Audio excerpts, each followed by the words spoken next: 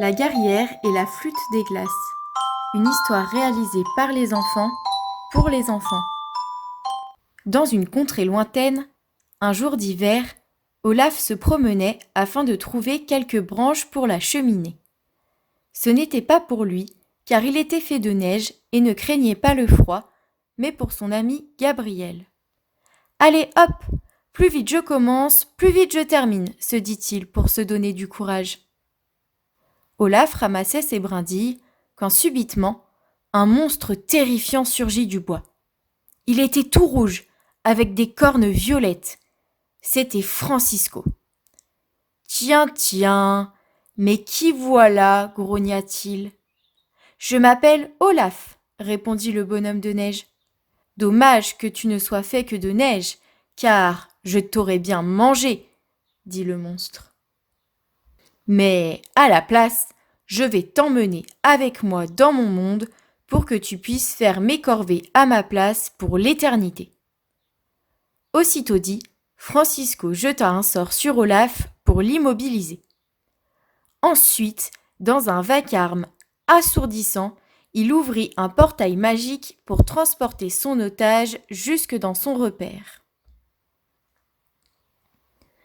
Heureusement pour Olaf, Ferry, le papillon, avait tout vu et tout entendu.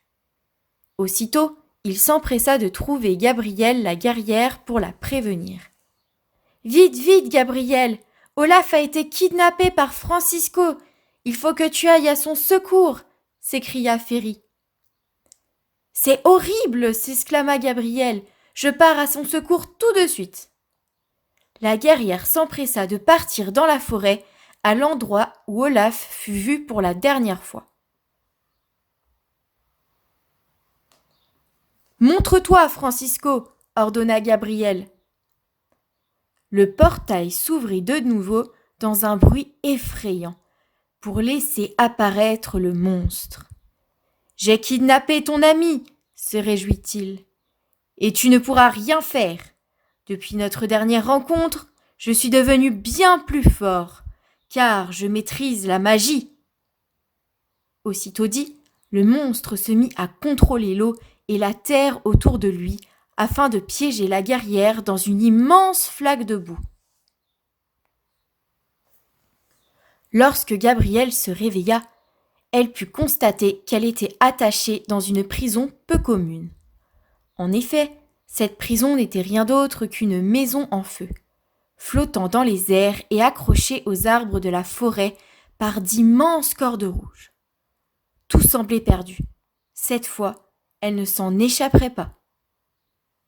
Par chance, Cléo, Dem et Saro, de retour de la cueillette, passèrent par ici et entendirent les appels au secours. « Comment faire pour la sortir de là ?» se demandèrent les trois compagnons. « Moi, j'ai peur du monstre, » dit Chloé. « Moi, j'ai peur du feu, » répondit Dem. « Et moi, j'ai le vertige, » termina Saro. « Ne vous laissez pas dominer par vos peurs, » leur cria la guerrière enchaînée là-haut pour tenter de les rassurer. « Fermez les yeux, respirez lentement. Allez, courage !» Suivant ces bons conseils, Cléo, Dem et Saro se calmèrent et retrouvèrent leur courage. Après plusieurs tentatives infructueuses, sans se laisser abattre, ils finirent par éteindre les flammes, redescendre la maison et libérer Gabrielle. « Merci les amis d'avoir surmonté vos peurs pour me libérer », remercia la guerrière avant de partir à la recherche d'Olaf. Cette fois-ci, elle avait un plan. Grimper la montagne de glace pour aller voir Oli le sorcier, car il maîtrisait la magie lui aussi. Mais pour voir Oli, il fallait répondre correctement aux énigmes de l'Animatorus periscolaris, cette créature qui gardait la demeure. Attention aux erreurs. Premièrement, que faut-il dire quand on demande quelque chose à quelqu'un ? Deuxièmement, que faut-il faire après être passé aux toilettes ? Troisièmement, que faut-il dire avant de commencer à manger ? S'il vous plaît et merci, se laver les mains Et bon appétit, répondit la guerrière. Bonne réponse, chanta l'animatorus periscolaris. Vous pouvez passer. Gabriel passa donc son chemin et gravit la montagne pour atteindre le sommet où Oli le sorcier l'attendait. C'était un sorcier fou qui souriait tout le temps. Salutations. Je sais pour quelle raison tu te présentes ici, marmonna Oli. Tu as réussi les énigmes, je vais donc t'aider. Voici la flûte des glaces, présenta Oli en tendant un objet enveloppé dans un tissu. En jouant les bonnes notes, tu pourras invoquer les gnomes qui vivent dans cette montagne et ils t'aideront dans ta quête.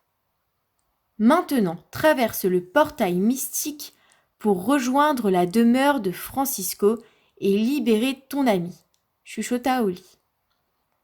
Avec courage et témérité, Gabriel traversa le tourbillon sans savoir à quoi s'attendre de l'autre côté. Une fois le tourbillon franchi, la guerrière se retrouva nez à nez avec le monstre rouge aux cornes violettes qui l'attendait de pied ferme. « Ah ah, tu es tombé dans mon piège !» s'écria le monstre. « Je savais que tu trouverais le moyen de t'échapper. Mais cette fois-ci, je vais te dévorer !» Un combat épique commença. Le monstre et la guerrière donnèrent toute leur force dans la bataille. Mais sentant la fatigue arriver, Gabriel sortit la flûte de glace et commença à en jouer. Soudain, des centaines de gnomes sortirent du tourbillon, menés par 3 chefs, Lily, Théo et Nani. L'un des chefs demanda « Que veux-tu, grande détentrice de la flûte ?» « Neutraliser Francisco !» s'écria Gabriel. Ils étaient loin d'être aussi forts que Gabriel ou que le monstre, mais ils étaient très nombreux, et ensemble et unis, ils avaient leur chance. « Gnome des forêts !» s'écria Lily. « Gnome des rivières !» s'écria Théo. « Gnome des neiges !» s'écria Nani. « Unissons nos forces et à l'attaque !» dirent-ils en chargeant droit sur Francisco. L'union fait la force, si bien qu'ils arrivèrent à vaincre le monstre et à l'enfermer à son tour dans une prison dans le désert, là où il ne pourra plus jamais faire de mal à qui que ce soit. Une fois le monstre vaincu, Gabrielle rechercha son ami, mais elle ne le trouva pas. Puis, commençant à désespérer, elle entendit un bruit très faible venant de la grotte du monstre. Elle tendit l'oreille pour tenter d'avoir un peu plus de précision et comprit que cette voix provenait d'une des caisses en bois posées par terre. Elle ouvra cette caisse et tomba sur Olaf. Quelle joie de se retrouver! Il fallait rentrer à la maison maintenant. Olaf, Gabriel et les gnomes traversèrent de nouveau le tourbillon mystique pour atterrir dans leur contrée. Après avoir remercié les gnomes et leur avoir dit au revoir, nos 2 compères rentrèrent tranquillement à la maison. Sans courir, bien évidemment, pour ne pas tomber et se faire mal. Ils vécurent heureux et, visiblement, adoptèrent un chat, car les chats, c'est drôle et mignon.